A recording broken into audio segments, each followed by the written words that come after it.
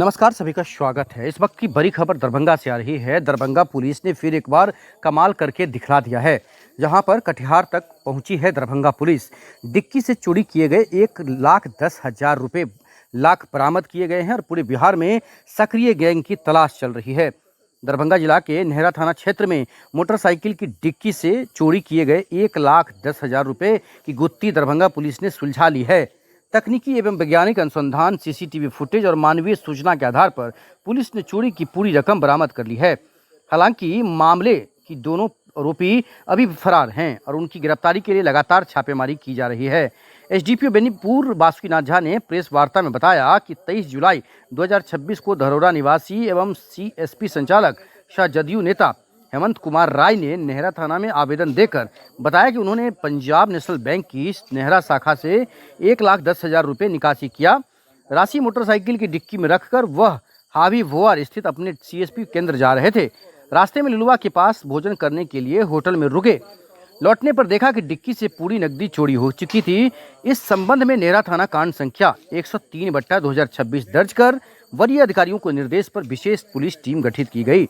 Team ने CCTV footage, तकनीकी एवं वैज्ञानिक साक्ष्यों तथा अन्य सूचनाओं के आधार पर कटिहार जिले के रोतारा थाना क्षेत्र निवासी ललन यादव के पुत्र रंजीत यादव और अमन कुमार की पहचान की।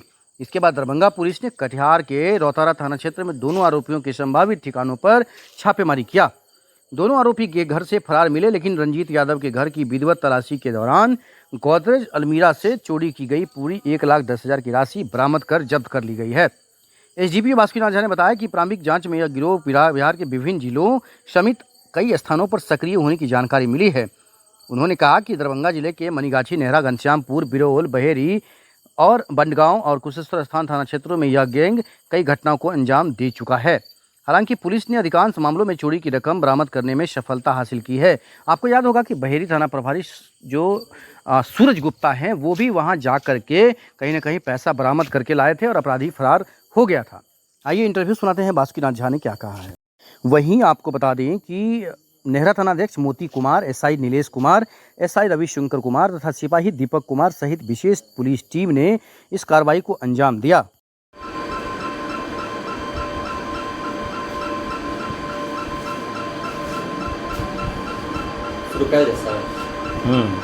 हाँ, चाय पी लियो पहले।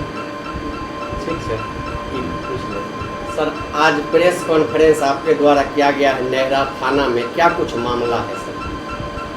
दिनांक 27/7/26 को हेमंत कुमार राय धरोड़ा के हैं और 23/7/26 को हेमंत कुमार राय जो धरोड़ा के रहने वाले हैं, वे पंजाब नेशनल बैंक से 1,10,000 रुपया निकाल कर अपने सीएसपी सेंटर जो उनका हबीबोहार में है वहाँ ले जा रहे थे। इसी क्रम में वे लुलुआ चौक के पास एक होटल है, वहाँ पर अपनी मोटरसाइकिल लगा करके खाना खाने के लिए गए। बैंक से निकलने के बाद उन्होंने पैसा अपनी डिक्की में रख लिया था और जब खाना खाकर वापस बाहर आए तो अपनी गाड़ी का डिक्की खुला हुआ दिखे, तो उसमें चेक किए तो उनको पैसा वहाँ पर नहीं मिला। तो उसी के आलोक में उन्होंने अपना ये केस दर्ज कराया था, जो केस नंबर नेहरा थाना कांड संख्या 103/26 दर्ज किया गया था। उसके बाद उसका एमओ देखने के बाद हम लोगों को लगा कि जो है ये कोड़ा गैंग का कार्रवाई हो सकता है, कोड़ा गैंग के द्वारा किया गया हो सकता है। तब हम लोगों ने सीसीटीवी फुटेज जो है बैंक के बाद रास्ते का, फिर उसके बाद होटल के आसपास का सीसीटीवी फुटेज हम लोगों ने खंगारा। तो कुछ पिक्चर जो है सामने आए कि वो पिक्चर दिख रहा था कि जो है एक अपराधी है जिसकी दाढ़ी उड़ी बढ़ी हुई है। तो फिर हम लोगों ने उसका सत्यापन कराना शुरू किया। तो मुझे जैसा एहसास हुआ था, हम लोग इस निर्णय पर पहुँचे कि ये कोड़ा गैंग का ही हो सकता है।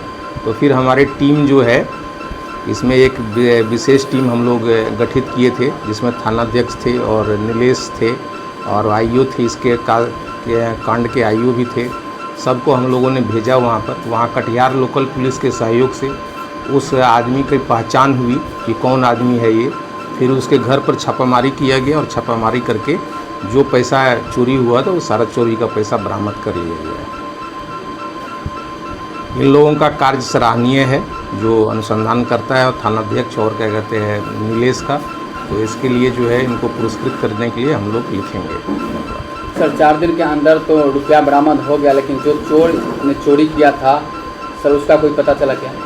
हाँ, चोर का पता चला है। चोर एक रंजीत यादव है और ललन यादव नाम का, उसके पिता का नाम ललन यादव है।